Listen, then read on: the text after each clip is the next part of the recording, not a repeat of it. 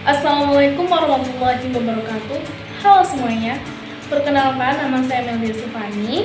Pada kesempatan kali ini saya akan menjelaskan tentang dekonstruksi generasi dari kacamata sosiologi dalam pemenuhan tugas mata kuliah Kapital Selekta Sosiologi. Untuk itu saya harapkan teman-teman dapat menyaksikan video saya dari awal sampai akhir.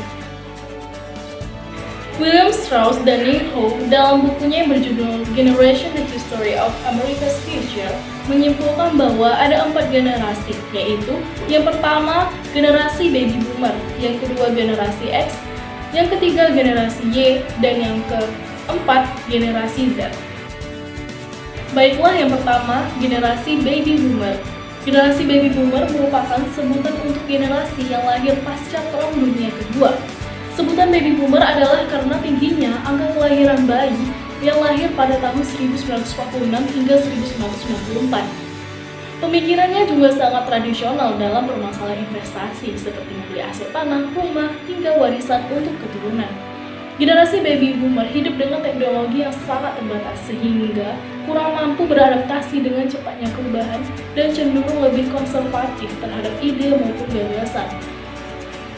Generasi baby boomer memiliki solidaritas antar masyarakat yang cukup egaliter dan mampu beradaptasi karena hidup setelah masa perang. Generasi ini memiliki etos kerja yang sangat tinggi dan profesionalitas. Mereka mementingkan efektivitas kerja dengan perbaikan kualitas untuk mendapatkan keseimbangan kehidupan ekonomi dan sosial.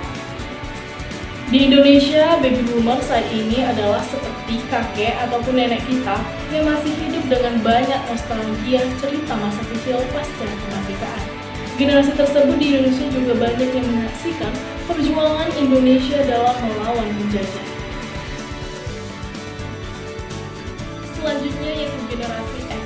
Generasi X adalah generasi yang lahir yang rentang tahunnya itu 1995 hingga 1976.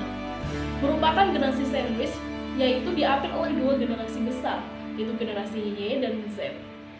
Disebut sebagai inisiator teknologi karena mereka lah yang pada awalnya menciptakan teknologi seperti alat komunikasi, komputerisasi, mesin teknologi, dan lain sebagainya.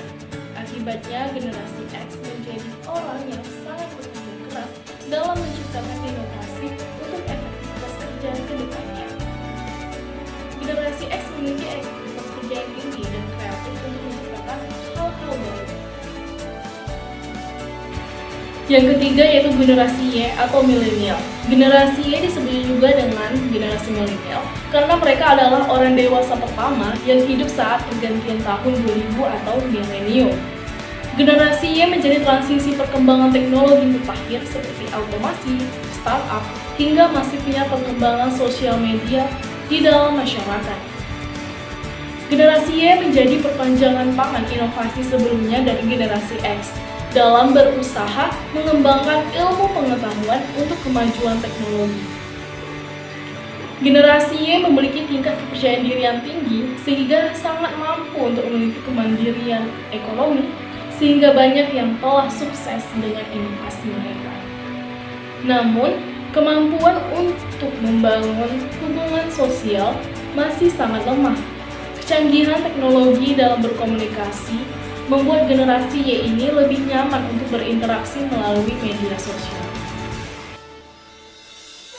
Yang terakhir, generasi Z. Generasi Z merupakan generasi yang lahir antara tahun 1996 hingga 2010, yakni yang berusia 12 hingga 25 tahun sekarang ini.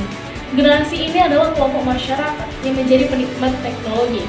Generasi Z juga bisa dikatakan sebagai generasi instan karena dimanjakan oleh akses kebutuhan yang sangat melimpah baik dari barang, jasa, hingga komunikasi. Ada 5 karakteristik utama dari generasi Z yang dimuat dalam Mid Generation Z, the second generation within the giant millennial cohort, yaitu yang pertama, media sosial menjadi gambaran generasi Z pada masa depan. Yang kedua, generasi Z stay connected dengan orang lain. Yang ketiga, terjadinya ketimpangan dalam keterampilan. Yang keempat, pengalaman survei secara nyata lebih terbatas dibandingkan dengan internet. Yang kelima, mengalami flood of information dalam dirinya dan sulit untuk menyaring kebenaran. Dan yang keenam, sulit memiliki identitas sendiri karena besarnya pengaruh dari segala sisi.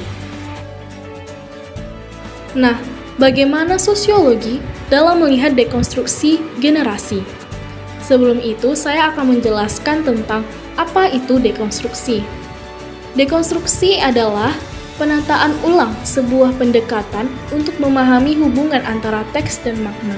Dekonstruksi tidak hanya ditunjukkan terhadap tulisan, namun semua pernyataan kultural, karena teks mengandung nilai-nilai, prasyarat, ideologi, kebenaran, dan tujuan tertentu. Dekonstruksi tidak berarti menjurus pada penghancuran konsep tanpa solusi, namun juga bisa menawarkan konsep baru untuk menggantikan konsep yang lama. Salah satu tantangan dalam merajut hubungan sosial di dalam kehidupan masyarakat yang kompleks adalah bagaimana mengenali karakter antar generasi. Generasi X fokus pada hasil dan bebas. Generasi Y tertarik dengan fleksibilitas. Sedangkan generasi Z senang dengan pengakuan sosial dan penghargaan.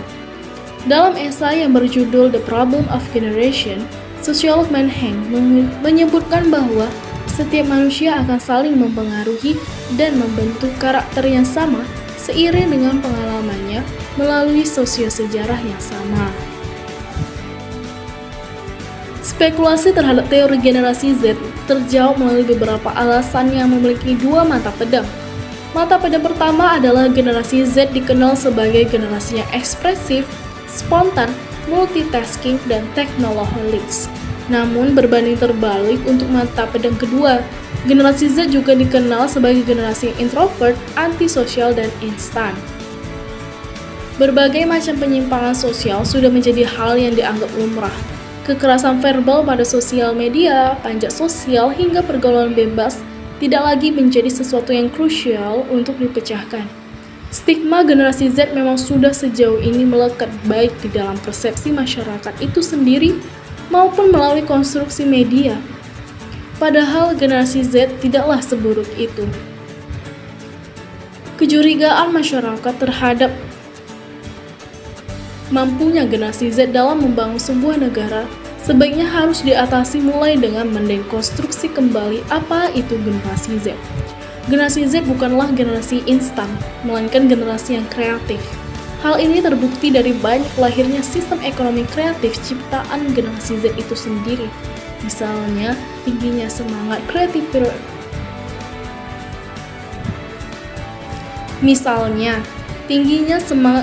partnership melalui online shop, kekuatan untuk menciptakan ide dan gagasan baru, upaya pengurangan angka pengangguran melalui jaring usaha seperti driver online, dan masih banyak lagi. Pada akhirnya, kita sebagai pengamat maupun pelaku dari generasi Z sendiri harus cukup memberikan ruang kepada anak bangsa dalam berkarya. Walau kita terkadang juga menyadari bahwa masih banyak sekali sisi negatif dari kehidupan hari ini. Namun hal tersebut akan mampu diatasi dengan terciptanya keseimbangan pengawasan dan bantuan dari berbagai pihak. Seperti pihak keluarga sebagai agen sosial pertama. Keluarga selayaknya memberikan pelayanan prima dalam memberikan sosialisasi dan proteksi. Keluarga berhak menyaring segala informasi dan akses hal-hal yang berdampak buruk bagi anak.